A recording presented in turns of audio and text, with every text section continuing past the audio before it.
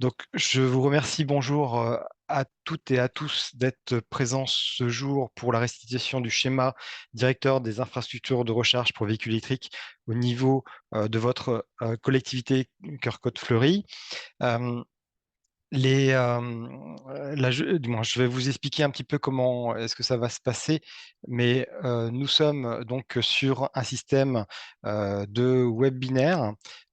Donc, ça veut dire que votre micro est coupé, votre webcam également est fermée pour des questions euh, comment dirais-je, de fluidité de discussion, mais vous avez la possibilité sur l'onglet Q&R de poser vos questions. Donc, je pourrais y répondre si ça a un intérêt immédiat lorsque je verrai la question. Sinon, on la reprendra ensemble en fin de séance pour apporter, si je le peux, une réponse. Si c'est pas possible, je vous apporterai cette réponse plus tard par mail, euh, puisque les questions sont identifiées aux personnes qui les posent. Donc, je suis Monsieur Philippe Landrin, donc je suis responsable mobilité bas carbone, mobilité durable au sein du SDEC Énergie. Le principe d'aujourd'hui, c'est de parler un petit peu de pourquoi est-ce que on a fait et comment on a fait ce schéma directeur, refaire un petit point de l'état des lieux de ce que nous avons trouvé sur le Calvados et de faire le bilan de la concertation. Cette première partie, ces trois premières parties vont nous prendre à peu près une vingtaine de minutes. Et ce qui est intéressant, c'est également donc du coup la deuxième partie de notre webinaire qui sera plutôt concernée sur le schéma directeur en tant que tel, avec un petit rappel de transfert de compétences si vous le souhaitez. En rentrant directement dans le sujet, donc on va commencer par la méthode.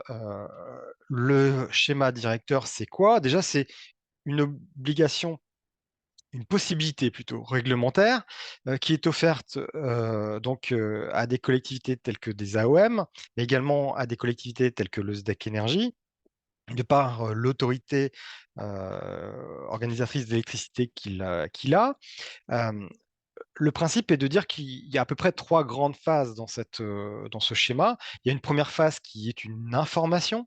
Donc, information à double sens, puisque c'est une information qu'on va récupérer de ce qui existe sur le terrain. Mais c'est aussi une information qui va vous être transmise dans le cadre des premières réunions qu'on a pu avoir avec vous, notamment la réunion de restitution qui a eu lieu le 17 mai. Une fois que cette information est faite, il est nécessaire de faire ce qu'on a appelé la concertation. Alors cette concertation, dans les textes de loi, n'était pas très bien définie, ou plutôt était laissée à libre choix des collectivités qui souhaitaient en faire une. Nous, au niveau du SDEC Énergie, les élus ont voulu que cette concertation soit le plus proche possible du terrain. Et donc c'est pour ça que, vous allez le voir, on est allé à votre rencontre. Et puis la dernière grande phase de ce schéma, c'est une mise en œuvre de ce qui va être fait, à savoir euh, comment dirais-je, une validation auprès de la préfecture. Et une fois que ça sera validé, c'est de commencer à réaliser la pose des bornes sur une période de 5 ans, de 2023 à 2027, avec des années qui serviront aussi de vérification, où on évaluera la nécessité de continuer, d'améliorer, de diminuer ce schéma.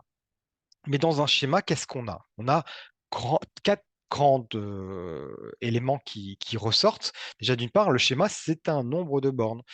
C'est pour vous dire, il y aura tant de bornes de recharge à mettre en œuvre dans ce délai pour permettre les recharges sur le domaine public. Ce qui est important aussi, c'est de quel type de puissance ce schéma doit apporter au niveau des recharges. Est-ce que c'est plutôt du rapide, plutôt du lent, plutôt du normal? Et puis, enfin, autre point important, c'est la localisation. Est-ce que cette borne doit être posée dans le centre-ville, à l'entrée, aux extrémités, sur des aires? Voilà. Tous ces éléments sont à préciser dans le schéma directeur. Sachant que ce schéma, il est à la taille, du moins la localisation des bornes des points de charge est à la taille de la maille iris, à savoir qu'une maille iris, c'est généralement la taille de la commune, ou si la commune est assez grande au niveau du nombre d'habitants. Il peut y avoir plusieurs mailles iris au sein de cette même collectivité. Et enfin, dans ce schéma, on y associe aussi une temporalité de déploiement des installations, à savoir qu'on va définir si ces bornes sont posées, ou ouais, comment ces bornes sont posées, à quelle période. On pourrait imaginer qu'un schéma dise qu'il les pose tout en 2023, ou au contraire qu'un schéma dise qu'il les pose tout en 2027. Voilà. Donc ça, c'est ce qui est nécessaire de voir apparaître dans un schéma directeur. Les enjeux importants, donc du coup, c'est de pouvoir dire qu'est-ce qu'on veut y mettre dans ce schéma. Et pour savoir ce qu'on veut y mettre, bah, il faut savoir ce qu'il y a déjà. Euh, si je prends un exemple très irréaliste, mais si il était constaté qu'un nombre de bornes était déjà important sur le Calvados et qu'au vu de l'évolution réglementaire des véhicules, des usages, bah, il n'était pas nécessaire de mettre d'autres bornes, le schéma directeur dirait qu'il n'est pas nécessaire de mettre des bornes. Parce que on aurait identifié qu'il y en avait déjà beaucoup. Donc ça fait partie des pistes qui ont été cherchées. Et dans ces pistes que vous voyez maintenant à l'écran, on n'avait pas que le nombre de points de charge, hein, points de charge qui étaient quand même à 700 éléments, 500 qui étaient des points de charge, on va dire Mobisdeck, du réseau public, mais il y avait quand même 200 points de charge autres qui étaient plutôt sur des collectivités, plutôt pardon, des hôtels, des restaurants, des supermarchés, enfin, donc des privés en l'occurrence. Euh, Ce qu'on a vu également, c'est qu'il a été nécessaire de faire une sorte d'étude socio-démographique du territoire. On a vu que 85% des ménages avaient au moins un véhicule. Donc ça veut dire que ça a un impact fort sur la transition énergétique de ces véhicules.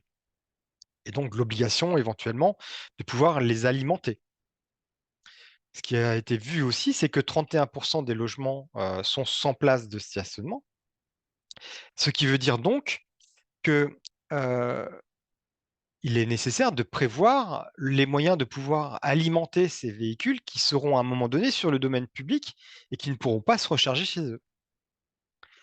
On a pu constater aussi que la progression exponentielle du nombre de véhicules était en marche depuis quelques années. On a vu aussi que par des obligations réglementaires, il y aurait une implication qui serait forte au niveau des parkings. Implication qui serait à calculer et à vérifier. Au vu de ces éléments, un scénario tendanciel a été arrêté. Or, ce scénario, il reprend quelques grandes lignes, trois grandes lignes notamment, c'est de dire que même s'il existe quelquefois des intermodalités, des modèles alternatifs de déplacement, bah, ils sont pas nombreuses. Et du coup, ça, ça incite à ne pas, du moins, il y a beaucoup moins d'intermodalité que l'on pourrait imaginer. Et donc, avec ces deux éléments, la non-présence de déplacements alternatifs et ces nœuds d'intermodalité qui n'existent pas, ça veut dire que le véhicule, il a toute sa place, et voire même plus que ça, au sein des déplacements dans le Calvados. Une fois qu'on a dit cela, qu'on a vu qu'un scénario était envisagé, ça permet de déterminer avec des calculs savants combien normalement il serait nécessaire de pouvoir avoir de bornes ou de points de charge sur ce territoire à hauteur de 2035. Donc c'est à terme assez lointain, pour pouvoir alimenter et permettre de donner satisfaction aux usagers qui auront ces véhicules électriques. Dans ce rapport qui nous a été fait donc en avril 2022, donc il y avait, c'était un rapport assez étoffé, donc avec, comme je vous disais, des études socio-démographiques. On voyait donc par des cartographies, des indications d'endroits où se situaient les bornes existantes. On voyait où se situaient les logements qui allaient éventuellement poser problème, puisque les véhicules ne pouvant pas se recharger chez eux. On a vu que comment dirais-je? Il y avait des nœuds importants, comment dirais-je? De déplacements, donc pendulaires qui étaient surtout, en direction de l'agglomération caennaise, mais pas que. On voyait une attraction sur des grands pôles, plutôt ruraux comme Vire ou comme Lisieux, mais il y avait également une vision, de déplacement vers la côte, notamment donc pour le déplacement, régulier, hein, du travail. Et on a vu également, donc, comme je vous le disais, une augmentation importante de nombre de véhicules ces derniers temps, puisque maintenant, les informations sont transmises, à l'échelle comment dirais-je? De la commune, et donc on peut identifier par, collectivité un nombre de véhicules ou plutôt un nombre d'immatriculations fait sur ces véhicules. Je vois que monsieur Grélier, pose une question également sur, la fréquentation, saisonnière. Donc c'est des éléments aussi qui nous ont été remontés dans le cadre de dans de cette étude, de cet état des lieux, pour justement dire que, il y avait un point, touristique à ce volet schéma départemental puisque, sur certains secteurs, alors si on ne parle que de votre secteur, on a une attractivité importante, sur certains lieux, de villégiature, mais il y a également à d'autres endroits, des lieux importants comment dirais-je? De rendez-vous, estivaux, sur, notamment les plages du débarquement ou des zones, touristiques comme Clécy ou comme le château, Guillaume le Conquérant à Falaise. Donc il y a des alors j'en oublie certains, hein, vous m'en excusez, mais c'est des éléments qui ont été aussi identifiés comme étant à traiter dans le cadre de la mise en place des bornes de recharge. Ça nous a amené donc une idée de 3 u du moins 2 usages, on va dire ça comme ça, un usage plutôt local et un autre, usage qui était plutôt un usage de transit. Donc dans l'usage local, on était là plutôt pour gérer, on va dire, les places de stationnement sans logement, du moins plutôt les logements sans place de stationnement. Donc qui nécessitent donc du coup une alimentation plutôt de la nuit, des véhicules, donc plutôt des charges lentes. On y voit aussi des pôles d'échange multimodaux puisque, du coup, on s'aperçoit que, des véhicules peuvent stationner pour des demi-journées sur des déplacements, de transit, on va dire, mais transit de changement d'intermodalité, donc du coup avec des charges qui restent quand même lentes, mais un peu plus rapides, hein, puisque ça peut aller jusqu'à la demi-journée. Et vous avez aussi donc toute la partie usage, des parkings, on va dire, de centre-ville, qui sont aussi touchés par la réglementation, on en parlera tout à l'heure. Et donc on est là plutôt sur des bandes qui vont de 3 à 22 kVA. Un autre usage qui a été identifié comme étant important, c'est donc cet usage de transit, où là, il est 2 axes principaux, ont été vus, c'est-à-dire les aires de covoiturage qui sont mis en place dans le cadre de la transition énergétique, où là, on se dit qu'une voiture qui vient pour récupérer certains de leurs collègues a besoin de pouvoir repartir rapidement, en direction de là où ils doivent aller et donc du coup se recharge rapidement. Ensuite, les axes de transit en eux-mêmes, c'est-à-dire que on est dans une phase de déplacement entre cités, voire entre départements, voire même entre régions.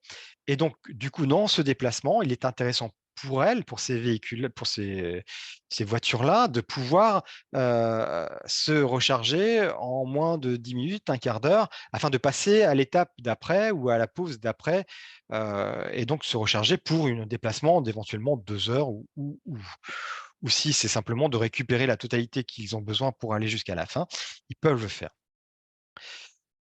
On disait tout à l'heure qu'il y avait une notion de parking qui était apparue. Il faut savoir que donc du coup, la, la législation, donc par la loi LOM, mais également par, la loi résilience, donc a imposé que certains parkings qui répondaient à des critères bien particuliers, à savoir qu'ils étaient plus de 20 emplacements, qu'ils avaient une affectation liée à un bâtiment, éventuellement même qui était relié structurellement à ce bâtiment-là par une parcellisation de leur localisation, et d'autres parkings qui étaient, eux, plutôt pris en régie ou en marché public ou en délégation de service public, devaient obligatoirement, avant le 1er janvier 2025, répondre à la réglementation. Heu, Statistiquement, le nombre de parkings qui pouvaient être, traités dans ce cadre-là nous amenait à 7 700 nouveaux points de charge à réaliser, à installer d'ici 2025, que ce soit par le public, mais également par le privé. Ce qui, avec les 700 points de charge déjà existants sur le Calvados, amenait à dire qu'il y aurait eu 8 400 points de charge sur le territoire. Vous vous rendez compte que c'est un effort considérable, hein, on parle de 700 et on arrive à 8 400.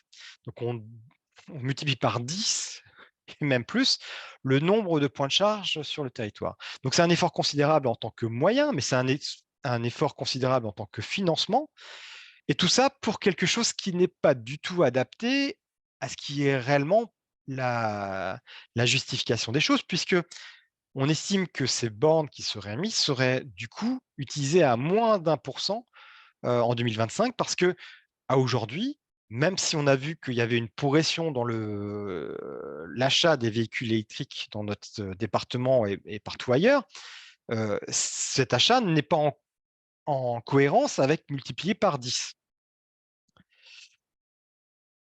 Donc des questions du coup se posent, et la suite de la concertation qui est venue par la suite, nous a amené donc à réfléchir avec vous à comment est-ce qu'on pouvait gérer cette problématique. Cette concertation, on a voulu la faire, comme je vous disais, c'était pas très bien expliqué, ou en tout cas, il n'y avait pas d'obligation de déroulement. Nous, on a voulu, au niveau du SDEC Énergie, que cette concertation soit le plus proche possible de différents acteurs de la mobilité.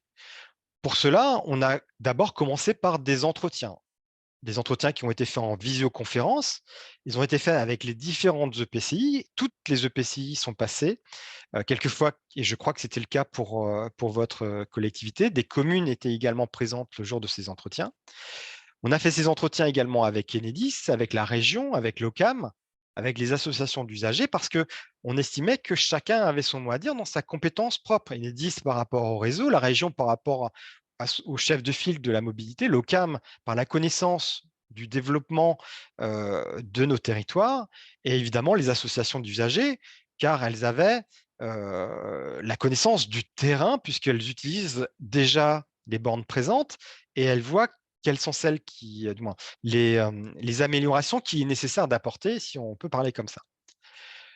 Ce qui était intéressant à savoir déjà, c'est que, heu, au vu des confrontations qu'on a pu avoir ensemble lors de ces entretiens, heu, le choix du scénario qui vous a été présenté tout à l'heure a été confirmé par l'ensemble des collectivités. On partage à peu près le même point de vue sur ce niveau de déploiement des déplacements alternatifs. Ce qui a été validé également, c'est les différentes actions qui ont été jugées comme étant pertinentes, notamment donc pour les logements sans place de stationnement, les pôles d'échanges multimodaux, les notions de parking telles qu'on a pu le voir, ainsi que les aires de covoiturage et les aires de transit. Ce qui nous a permis aussi de déterminer avec notamment les EPCI, c'est de vérifier qu'on était bien en cohérence avec les différents documents d'urbanisme, les STRADET au niveau de la région, les PLUI, ou voire les PCAET. Les, mmh, les besoins, certains besoins sont ressortis de ces entretiens. En effet, nous, on est parti sur un état des lieux. Si cet état des lieux ne tenait pas compte de quelques éléments qui étaient dans on va dire des cartons, ou étaient sur les bureaux des personnes qui étaient en train de les mener, on n'en avait pas connaissance, et le fait de discuter avec vous a permis d'en prendre connaissance. Je pense notamment à des aires de covoiturage qui étaient potentiellement à venir sur chaque territoire. Ce qui a été mis aussi à jour, c'est qu'il y avait vraiment cette problématique de parking, et notamment donc la vérification de la justification, on va dire, de si ce parking-là rentrait bien dans le cadre obligatoire réglementaire qui a été déterminé par la loi. Parce que les éléments statistiques qu'on avait pu imaginer ne précisaient pas spécifiquement le nombre de points de place. Quelquefois, c'était je ne vais pas dire des terrains vagues, mais des terrains qui n'étaient pas équipés en nombre de places, mais qui étaient libres d'accès. Et puis, d'autres moments, il a été important de savoir si oui ou non une borne était intéressante d'être mise sur ces parkings. Un parking qui est en limite de commune, qui n'apporte pas spécifiquement, ou un parking qui ne marche que 5 fois à l'année parce qu'il ne sert que des inaugurations ou des fêtes ou comment dirais-je, j'ai perdu mon mot, mais des attractions qui ont lieu que 2 ou 3 fois à l'année, la mise en place d'une borne à demeure n'est peut-être pas une bonne idée, malgré le fait qu'elle rentre dans un cadre obligatoire, puisqu'ils sont un parking de plus de 20 places affecté à un bâtiment. Donc tous ces éléments-là ont été pris en compte. Deuxièmement, à la suite, on est parti sur ce qu'on appelle des ateliers. Ces ateliers, ils ont eu lieu sur chaque territoire. Donc, on a pu aller à la rencontre de chaque commune. Les communes qui se sont donné la peine de venir nous voir, il y en a eu 83, ont pu pouvoir du coup prendre connaissance de ce que c'était que le SDIRV pour nous, de voir s'il y avait des intérêts pour eux d'y participer, et puis éventuellement nous faire remonter des aberrations qu'ils avaient constatées, ou au contraire des manques ou des modifications qui étaient à apporter. Notamment, dans les modifications ou les complémentarités, il y a eu, encore une fois, heu et pour une fois, ça a permis pas pour une fois, mais en fin de compte, ça a fini, cette réflexion, puisque durant ces ateliers, on a pu donc s'assurer que tous les parkings étaient bien, ou en tout cas que ceux qui devaient l'être étaient bien rattachés à un bâtiment public. On a vérifié que les parkings qui nous étaient donnés était ou pas supérieur à 20 places. Et surtout, on a vu qu'il y avait une volonté de chaque élu de dire que plutôt d'équiper pour équiper, il était intéressant plutôt de privilégier le déploiement suivant les usages, plutôt que suivant cette réglementation qui imposait des mises en place, on va pas dire aberrantes, mais un peu surévaluées. Ce qui nous a permis aussi, tout comme lors des rencontres avec les EPCI, de pouvoir identifier des projets communaux nouveaux qui étaient soit en cours, soit à venir dans les années futures, puisque le schéma étant sur 2027, on était en train de fixer le nombre des bornes qui devaient être posées euh, durant cette période de 2023 à 2027. Quelquefois, ça nous a permis aussi de voir que sur certaines communes, des zones qui n'avaient pas été identifiées comme étant des zones avec des bâtiments ne possédant pas spécifiquement de stationnement, donc nécessitait de la mise en place de bornes spécifiques pour permettre de répondre à cette demande. Et enfin, ce qui a été vu, c'est surtout le déploiement de ces bornes par rapport à ces usages, et donc fixer dans le cadre de cette programmation la mise en œuvre de telle ou telle borne en fonction de telle ou telle année. En plus des ateliers et des entretiens, il a été mis à disposition des élus, des collectivités, donc plusieurs outils complémentaires. Donc une boîte mail qui a été, on va dire, dédiée, puisque elle s'appelait sdirv@sdecenergy.fr. Donc c'est une adresse mail qui n'a plus vocation à exister par la suite.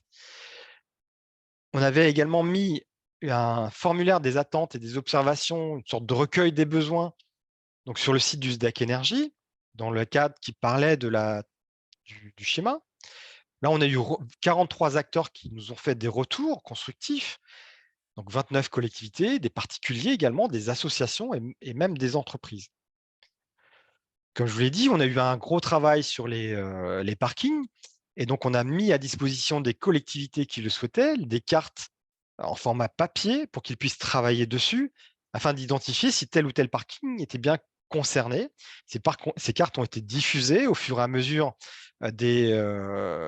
par différents moyens, notamment dans les, comment dirais-je, heu par l'intermédiaire des EPCI, et je remercie encore les EPCI pour ce déploiement, mais également lors de réunions de restitution où, dans le cadre de ces restitutions, on avait permis de donner la carte physique à chaque commune.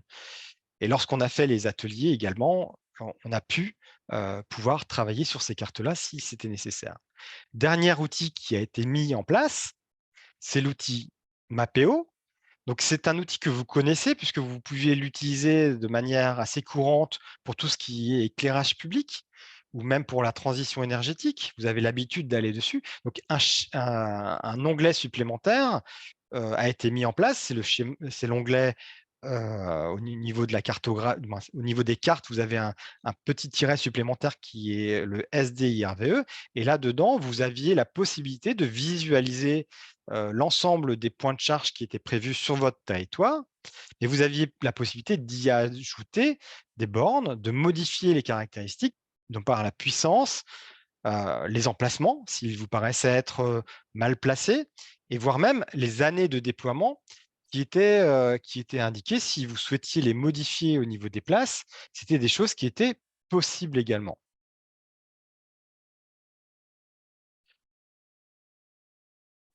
Si on fait un petit zoom, particulièrement sur Mapeo, donc 28 communes ont usé de ce droit de modification, 46 bornes ont été rajoutées, 10 bornes ont été déplacées et 27 bornes ont été, comment dirais-je, modifiées en tant que date prévisionnelle de déploiement. À savoir qu'ils ont été soit avancés pour être plus proches de 2023, soit reculés pour être plus proches de 2027. En fonction, je vous rappelle, éventuellement des problématiques de voirie ou de projets de ces communes, qui savaient pertinemment que leur, futur parking de leur mairie serait fait en 2027 ou en 2025, ou au contraire serait fait plutôt en 2023. Ça nous amène donc à un schéma que je vais vous présenter, aujourd'hui.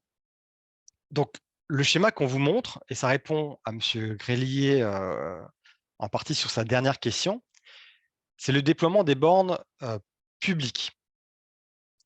Mais ce déploiement des bornes publiques, il a été fait aussi en fonction des informations qu'on a pu récupérer de l'ensemble des autres acteurs de la mobilité.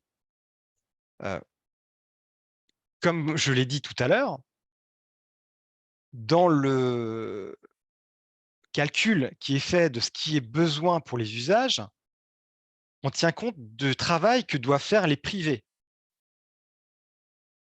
Heu, donc on le verra en toute fin, de réunion, mais il faut avoir ça en tête. Si on part sur l'existant, donc à aujourd'hui, en 2022, on était déjà sur 500 points de charge qui étaient gérés par le SDAC Énergie. Donc on parle de domaine public. Donc il y avait une partie qui était faite sur des bornes 50, 100 ou 150 kVA, il y avait 48 points de charge, mais majoritairement, c'était des points de charge de 22 kg, puisque on était en 22 kW AC avec le déploiement qu'avait fait le SDAC Énergie avec les aides de l'ADEME dans un temps qui était de 2015 à 2017. Ça représentait donc 500 points de charge. Là, le schéma que je vais vous montrer maintenant, donc, qui est un schéma volontariste, où on rajoute 1000 points de charge. Ces 1000 points de charge, ils sont répartis en 3 catégories de bornes: des bornes rapides de 100 à 150 kg, des bornes 22 kg, 24 kg, donc bornes 22 AC et 24 ou 25 DC, et des bornes lentes qui sont plutôt des bornes 3 à 7 kg, telles qu'on a pu les décrire tout à l'heure pour les usages des intermodalités et les usages de parking la nuit. Ce que l'on a voulu aussi, c'est que cette répartition de 1000 points de charge se fasse en plusieurs années. C'est pas tout en 2023 et tout en 2027, comme je vous disais en introduction, mais bien une à peu près 200 points de charge qui sont mis chaque année, ce qui représente à peu près centaines de bornes qui sont déposées chaque année. Quand on fait la somme des deux, on arrive, pour ce qui concerne les bornes publiques, à 1492 points de charge, ce qui est quand même important puisque ça veut dire qu'on triple le nombre de points de charge actuels. Ces éléments, on le voit, montrent que la cartographie, du coup, est à peu près équitablement répartie. Du moins, c'est un peu difficile à voir sur votre secteur pour l'instant, mais on va le voir plus en détail. Mais là où il y avait des bornes précédemment, on n'a pas obligatoirement rajouté si les usages n'étaient pas nécessaires. Par contre, là où il n'y avait pas de bornes de prévues dans une première phase de 2017, du moins à 2015-2017, si les usages avaient évolué, il a été décidé d'en rajouter maintenant. C'est pour ça qu'on voit sur certains territoires des bornes nouvelles apparaître à des endroits où les bornes anciennes n'étaient pas présentes. Si on fait un zoom maintenant au niveau de votre collectivité, dans le détail, on va d'abord commencer par le nombre de voitures qui sont indiquées présentes en 2022 en immatriculation. Donc 499, 500, quasiment 500 véhicules qui ont été immatriculés depuis le début sur votre territoire. Sur les 11 500 véhicules à peu près qui existent sur le Calvados, c'est important. Donc il y a 16 EPCI. Donc évidemment, il y a une grande partie qui est immatriculée sur Caen et son agglomération, aussi sur la partie de Lisieux, puisqu'elle est assez étendue également au niveau de surface. Mais 499 véhicules immatriculés demeurant sur votre territoire, c'est pas rien. D'autant plus que, comme le rappelait tout à l'heure un des intervenants, on est aussi sur un territoire qui accueille des populations LT qui, eux, n'ont pas immatriculé leurs véhicules chez nous, mais qui sont immatriculés chez eux, là où se situe leur résidence principale.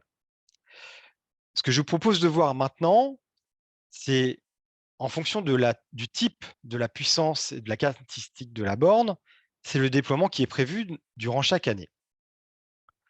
À aujourd'hui, donc vous avez une seule borne rapide qui est posée sur votre territoire et qui donc tient compte qui représente les 2 points de charge que vous avez en 2022. Nous, on imagine qu'il est nécessaire de mettre, pour répondre à la demande des usages, en complémentarité de ce que fait les autres acteurs de la mobilité. Peut-être que là, je vais parler un petit peu de la ville de Deauville également, qui a un programme de mise en place de bornes de recharge indépendants du SDEC Énergie. Donc, cette mise en place vient compléter évidemment ce que nous, on prévoit, puisque nous, on installe sur les territoires qui nous ont, on en parlera tout à l'heure, transféré leurs compétences. Donc, on imagine que nous, sur ces territoires-là, il est nécessaire de mettre 6 points de charge supplémentaires, ce qui représente 3 bornes rapides supplémentaires sur le territoire. Donc, une en 2023 et 2 autres en 2026 et 27. Sur les bornes normales, donc, l'idée, c'est qu'à aujourd'hui, vous avez 12 points de charge, ce qui correspond à peu près à 6 bornes. Il est intéressant d'en rajouter 10 autres répartis sur les premières parties du schéma, donc 2023-2024, donc avec une dizaine de bornes, une dizaine de points de charge, donc 5 bornes dès 2023, et les autres en diffusion un peu plus lente en 2024 et 2025, avec encore une borne en 2026 à poser. Et vous avez enfin la dernière tranche de bornes de recharge qui, elles, sont plutôt des bornes donc, de 3 kg et 7 kg. On voit qu'il n'y en avait pas, et je vous ai expliqué pourquoi, puisque ce n'était pas le déploiement qui avait été prévu à l'origine. Mais on imagine que maintenant, il est nécessaire. Et sur votre territoire, ça représente 6 points de charge supplémentaires. Alors, ces points de charge peuvent être indépendants. Je veux dire qu'on n'est pas obligé d'être à 2 points de charge ne correspondent pas obligatoirement à une borne et 4 à 2 bornes. On peut avoir plusieurs points de charge répartis, puisque ces bornes-là peuvent être individualisées. Si on reprend globalement donc cette mise en place de bornes de recharge, on voit donc qu'en 2022, vous aviez 14 bornes de recharge sur les bornes mises en place en 2022, et on arrivera en 2027 à 46 points de charge en total. Donc il y a quand même quasiment une multiplication par 3,5 du nombre de bornes initiales. Pour répondre donc à Monsieur Grélier sur les bornes rapides 100 et 150 kg. Donc en fait, à aujourd'hui, ces points de charge, il y en a deux en effet, et le principe qu'il est communément admis pour l'instant, c'est que euh, pour une question d'abonnement, c'est bien un contrat de 150 kg qui sera pris et qui permettra de recharger 150 kg si une seule voiture est située et 75 kg si deux voitures seront rechargées. C'est-à-dire qu'il y aura une répartition de la puissance en fonction du nombre de points de charge utilisés.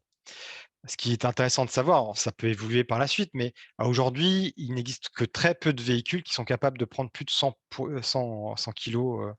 La plupart en prennent 80. Si on rentre dans le détail maintenant de votre localisation, donc là, vous avez un aperçu plus agrandi de votre territoire. On voit sur le côté gauche, donc en partie basse, donc les bornes existantes. Et l'idée, c'est donc de rajouter ces points de charge qui sont situés sur donc vos territoires. Donc on voit le nombre de points de charge rapides qui ont plutôt des triangles rouges. On voit les bornes 22 kg qui sont comment dirais-je, en vert, en carré vert, et vous avez quelques bornes en bleu qui sont indiquées, qui sont plutôt des charges lentes. Si on superpose les deux, ça nous donne un territoire, on va dire, assez fourni sur le nombre de bornes, puisque on couvre de manière assez homogène les territoires. Là, on va rentrer dans une phase où je vais vous présenter, on va dire ligne par ligne, euh, les, euh, les communes qui sont identifiées comme étant possibles, euh, possédant donc la nécessité de mettre une borne de recharge. Donc, le tableau se lit de façon assez claire. En ligne, les communes réparties par année, et en colonne, les bornes qui sont concernées sur le territoire. Donc, vous avez les 100, 150 kg, les 22, 24 kg, les 3 et 7 kg. Donc, je répète, sur ce tableau-là n'apparaissent pas les bornes qui seront mises par l'initiative privée sur la commune de Deauville, même si elles sont intégrées dans le document du SDIR global, mais elles sont référencées comme étant mises par un tiers, en fait. Donc, je vous laisse quelques secondes pour bien prendre en compte. Donc, vous pouvez retrouver plusieurs fois votre commune.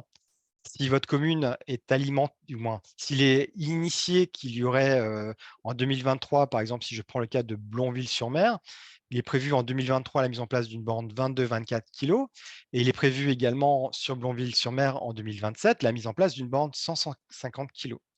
Voilà, donc on la retrouve à deux lignes différentes.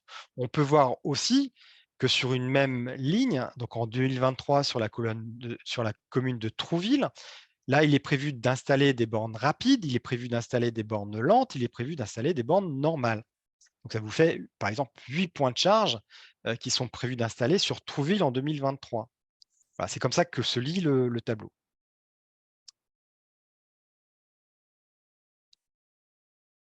Le schéma, donc, une fois qu'il a été déterminé, donc auquel on est arrivé sur chaque collectivité comment dirais-je, à cet état de fait, donc il faut maintenant arriver à le mettre en œuvre. C'est la troisième phase dont on parlait tout à l'heure.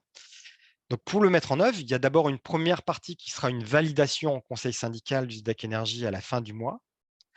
Et puis après, une transmission en préfecture pour qu'il soit validé de façon officielle par l'État.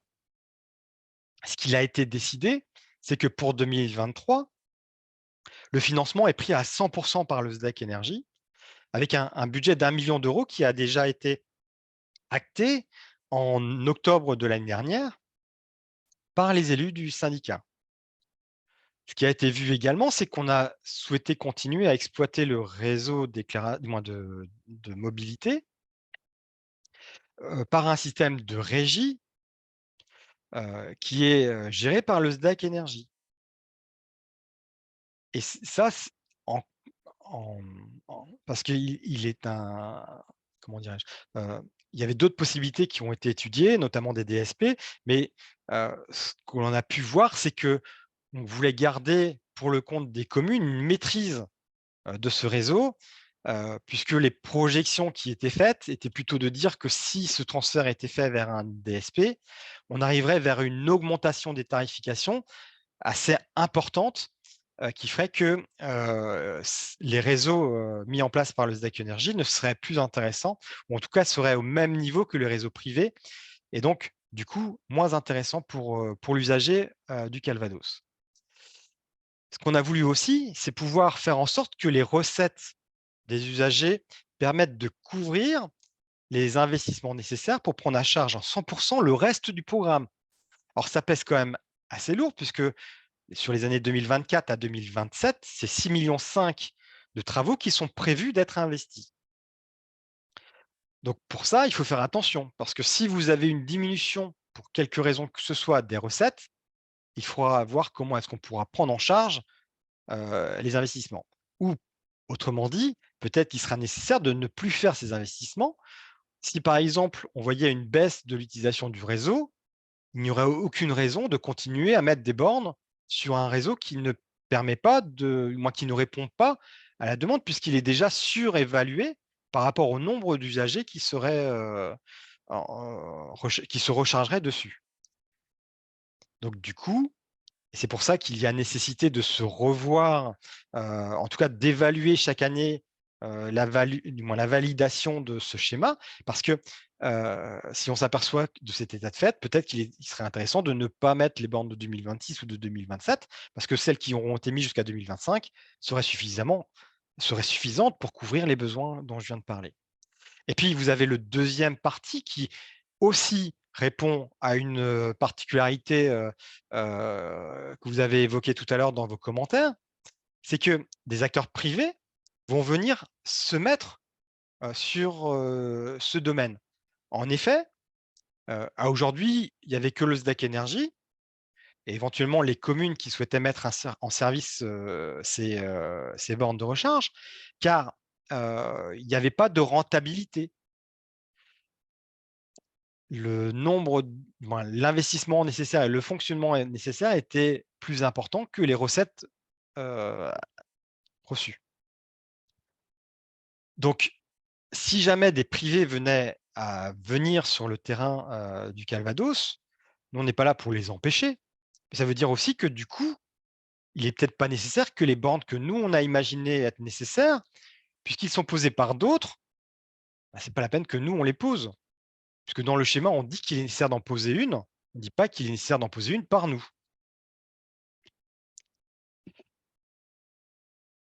Cette mise en œuvre donc, va intervenir à partir de 2023 pour 2027.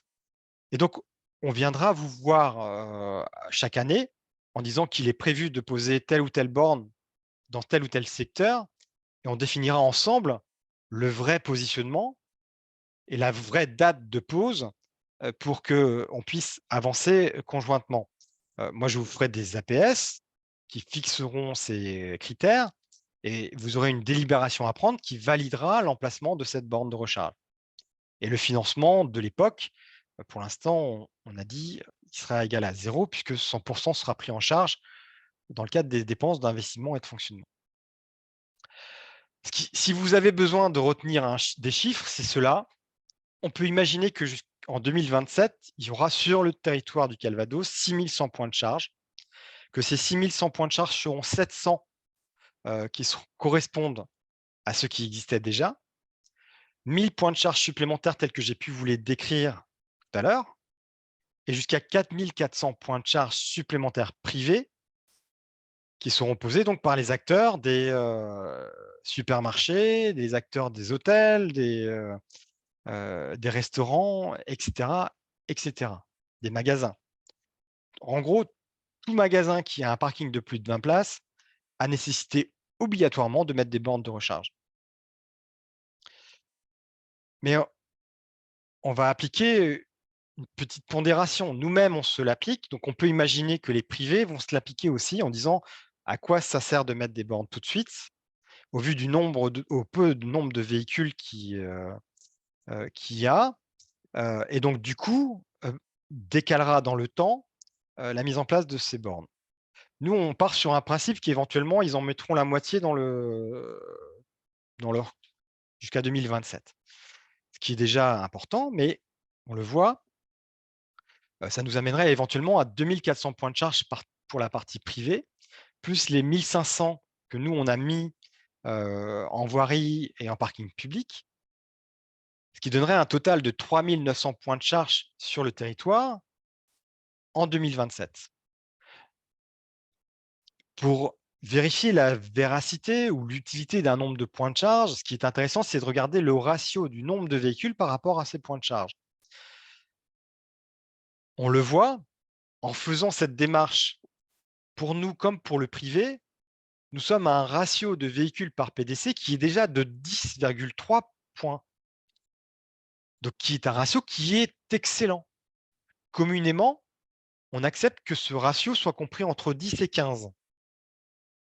15 étant un ratio qui est la tendance, on va dire, en 2035, et 10 étant la tendance qu'il était nécessaire d'avoir lorsqu'on était dans la première partie du déploiement en 2017. Pourquoi? Parce que là, il y avait très peu de véhicules et il était demandé d'avoir plus de bornes de façon plus étalée pour permettre ce qu'on appelle la réassurance et de permettre de réassurer, donc d'alimenter chaque véhicule qui pourrait ou qui aurait besoin de se recharger plus facilement. On voit aussi que si jamais les privés faisaient ce qu'ils devaient faire, on serait à un ratio qui serait de 6,5 véhicules par point de charge. Et là, je dis attention. Je dis attention parce que ce genre de ratio étant très bas, va éventuellement pénaliser les réseaux déjà en place. Car heu, s'il y a plus de bornes, parce que ça veut dire qu'il y a plus d'acteurs et que le nombre de recettes engrangées par ces acteurs est divisé par le nombre d'acteurs concernés, le nombre de points de charge concernés. Et donc ça peut ne pas suffire pour pouvoir faire ce que je vous ai dit tout à l'heure, à savoir mettre de l'argent, pour pouvoir anticiper les investissements nécessaires par la suite. Donc là, il se faudra aussi se poser la question, et c'est aussi un moyen de contrôle, que l'on pourra avoir. C'est-à-dire que, si on voit que ce taux baisse, il sera peut-être utile que nous, autorités publiques, diminuions le nombre d'installations à mettre en place par le SDEC Énergie sur les territoires. Parce que, comme je vous dis, ces installations seront réparties par d'autres acteurs. Ce que l'on peut dire, pour finir, c'est que le transfert, du moins, le SDEC Énergie ne marche que par le transfert de compétences des IRVE. Cette solution permet au SDEC Énergie, pour le compte des communes, de poser les bornes qui sont nécessaires. À aujourd'hui, 189 collectivités ont transféré leurs compétences. 188 communes, plus Camp la Mer, qui représente 48 communes à elles seules. Ces communes donc, ont autorisé le SDEC Énergie à poser pour leur compte des bornes sur leur territoire. On a vu aujourd'hui que le schéma, qui allait de 2023 à 2027, imposait des points de charge supplémentaires. J'ai regardé sur le cas de votre collectivité, quelles étaient les communes qui étaient concernées. Donc, en fonction du programme qui est prévu sur 2023-2027, nous avons la commune de Villers-sur-Mer qui ressort. Alors, je mets Deauville de côté, hein, parce que comme je vous ai expliqué, Deauville a sa propre structure et donc ne rentre, même s'il rentre dans le schéma global du SDEC Énergie, ne rentre pas dans le schéma de déploiement du SDEC Énergie. Donc, c'est cette nuance. Donc, à aujourd'hui, il n'y a que Villers-sur-Mer qui n'a pas transféré sa compétence. Et donc, du coup, ça veut dire que moi, les bornes de recharge que j'ai prévu de mettre sur Villers-sur-Mer, à aujourd'hui, je ne peux pas les mettre. Alors, ça ne veut pas dire que je ne les mets pas, hein. Je vous ai dit pour Deauville, Deauville, ils se chargent eux-mêmes de le faire. Il n'y a pas de raison que ça change pour l'instant. Donc, ce n'est pas un problème en soi. Sauf qu'il faut savoir que Deauville doit assurer des réglementations pour pouvoir faire pour pouvoir avoir ses bornes sur son territoire. Il doit faire les déclarations de bornes. Il doit permettre l'interopérabilité avec les différents acteurs qui existent, que ce soit Mobisdec, mais aussi d'autres acteurs tels que ChargeMap, Freshmap et autres, et j'en passe, et des meilleurs. Et elle doit assurer le fonctionnement de ces bornes, parce que c'est pas le tout d'avoir des bornes, il faut qu'elles fonctionnent. Et donc, du coup, des services de maintenance, des services d'astreinte, des services d'appel téléphonique. Donc, c'est un travail qui est lourd et qui pèse financièrement sur la structure de ces collectivités. Donc, le SDEC Énergie apporte ce service à aujourd'hui sur l'ensemble du territoire du SDEC Énergie, du Calvados, par le SDEC Énergie. Villers-sur-Mer, si elle souhaite que les bornes qui sont prévues sur son territoire le soient, peut nous rejoindre, ce n'est pas un souci. S'il souhaite faire autrement, ce n'est pas un souci non plus. Sauf que nous, on a imaginé que pour une commune telle que Villers-sur-Mer, des besoins étaient nécessaires et il était important que ces bornes soient posées sur ce territoire-là. Voilà, j'en ai terminé de ma présentation. Je vais prendre les dernières questions qui sont apparues donc, dans le cadre du chat qui était en ligne. Pendant que je fais ces réponses, je me permets de diffuser un sondage avec une question très importante, hein. Vous avez la réponse possible en 3 catégories, oui, non, partiellement. Donc, si vous répondez en non ou partiellement, je vous invite à m'expliquer soit sur le questionnaire réponse les raisons pour lesquelles vous n'avez pas eu toutes les informations que vous souhaitez, par exemple. En tout cas, me faire part de vos remarques. Heu, En ce qui concerne donc les 2 dernières questions que je vais répondre, donc le passage au paiement du kilowatt est-il prévu et quand? Donc c'est une question qui est en discussion. C'est compliqué. Il faut savoir qu'aujourd'hui, réglementairement, nous n'avons pas la possibilité de faire ce paiement en kilowatts, parce que, pour faire le paiement en kilowatts, il faut avoir des bornes qui sont équipées de compteurs spécifiques et ce compteur spécifique n'était pas fourni dans le cadre des bornes qui ont été posées dans le premier appel à projet qui a été fait entre 2015 et 2017. Donc, nous sommes en train de prévoir des dépenses de changement de compteurs, mais en gros, il faut qu'on change quasiment la totalité de tous les compteurs des bornes pour pouvoir passer à ce paiement en kilowatts. Donc, on est plutôt sur quelque chose qui sera dans les années futures. Ça n'empêche que la tarification à aujourd'hui, même si elle est peut-être plus compliquée à comprendre pour un usager, elle est tout aussi, je vais dire, heu, elle est tout aussi efficace, voire même, si je peux me permettre, un peu plus, honnête, qu'une simple facturation en kilowatts. Parce que, le calcul que le SDEC Énergie propose sur ces bornes de recharge est un calcul à la puissance moyenne. Donc ça veut dire qu'en gros, le temps que vous y passez va vous permettre, bon, le temps facturé, le temps passé à la borne en fonction de la puissance que vous avez récupérée. Donc si vous avez une Tesla qui vient se recharger sur une borne rapide et qui prend, on va dire 80 kilowatts, et vous avez une Kangoo qui vient se recharger sur une borne, lente et qui prend que du 3 kilogrammes, les 2 voitures vont payer, alors mis à part la différence entre la borne rapide et la borne lente, mais vont payer à peu près le même prix au kilowatt que l'un comme l'autre. Et l'avantage du tarification qu'on a mis en place permet de prendre aussi les immobilisations, parce que si vous payez au kilowatt, uniquement au kilowatt, une fois que vous avez fait votre recharge de kilowatt et si vous restez toute la nuit ou toute la journée, eh ben, vous ne pouvez pas, vous serez facturé que du kilowatt et non pas de l'immobilisation et ça ne permettra pas aux autres utilisateurs d'utiliser la borne. Donc ça, c'est un point supplémentaire de réflexion. Après, on peut imaginer un paiement en kilowatts et un paiement au temps pour le surplus. C'est ce que font certains départements ou collectivités. Ça existe aussi pour répondre à cette demande. Ensuite, est-ce que les bornes seront équipées de lecteurs de carte bancaire? Pour ces, pour, ces, pour cette notion de paiement par carte, à aujourd'hui, rien n'empêche un utilisateur de payer par carte bancaire sur n'importe quelle borne de recharge du Calvados, des bornes Mobisdec, puisque vous avez deux moyens qui font intervenir la carte bancaire comme étant moyen de paiement.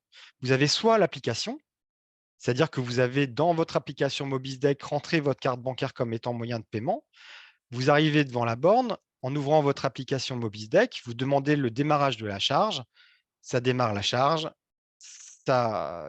informatiquement, le traitement se fait, ça vous ouvre la porte, vous mettez votre câble, vous fermez, vous rechargez, vous repartez, et c'est fini, vous avez payé par carte bancaire parce que vous aviez déclaré votre code de carte bancaire précédemment, parce que vous êtes un abonné Mobisdec ou vous avez l'application Mobisdec. Deuxième moyen de paiement par carte bancaire, vous avez ce qu'on appelle le paiement à l'acte. Et donc, c'est un paiement qui fait que si vous scannez une application qui n'est pas la vraie application, mais plutôt un lien Internet, un lien web, vous avez la possibilité, en rentrant vos coordonnées de carte bancaire, de démarrer, tout comme j'ai expliqué tout à l'heure, la session de charge. Après, le paiement en carte bancaire en direct sur des bornes particuliers, ça veut dire qu'il y a un TPE, un lecteur de carte bancaire qui est affecté. À aujourd'hui, nous, on l'a constaté, ce lecteur de carte bleue n'est pas assez, alors on peut se poser les questions de pourquoi, mais n'est pas assez efficient puisque, même sur les bornes qui, à aujourd'hui, peuvent se permettre d'avoir le paiement par carte bancaire, certaines bornes rapides, notamment des bornes e-totem, les premières bornes rapides que l'on avait, ne permettent toujours pas d'avoir ce paiement par carte bancaire. Par contre, les bornes rapides DBT, si on prend l'exemple de celle de Tourgeville, permettent le paiement par carte bancaire. Voilà. Je pense avoir répondu sur ces questions-là.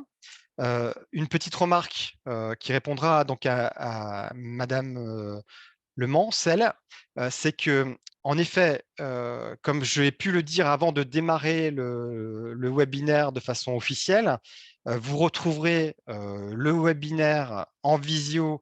Donc la visio du webinaire, vous la retrouverez sur le site et vous verrez également la partie diaporama qui pourra être téléchargeable et vous pourrez ainsi, comment dirais-je, euh, vous connecter vous récupérer et le transmettre si vous avez besoin pour faire des éléments auprès de vos différents conseils municipaux ou conseils communautaires. Voilà, donc écoutez, je vous remercie de votre accueil. Si vous avez des questions, n'hésitez pas à m'en faire part, notamment par rapport à ceux qui éventuellement n'auraient pas été satisfaits en totalité de ce schéma qui vous a été présenté aujourd'hui, de m'expliquer par mail à cette adresse energie@sdecenergy.fr ou par l'adresse sdirv@sdecenergy.fr les raisons pour lesquelles cette présentation n'était pas suffisante à votre goût. Je reste évidemment à votre disposition pour répondre et pour regarder la problématique. Écoutez, je vais vous souhaiter une bonne fin de journée. Et puis, je suis à votre disposition, comme je vous disais. On sera sans doute très prochainement à se revoir pour les premières pauses de bornes de recharge sur vos territoires. Je vous remercie. À bientôt.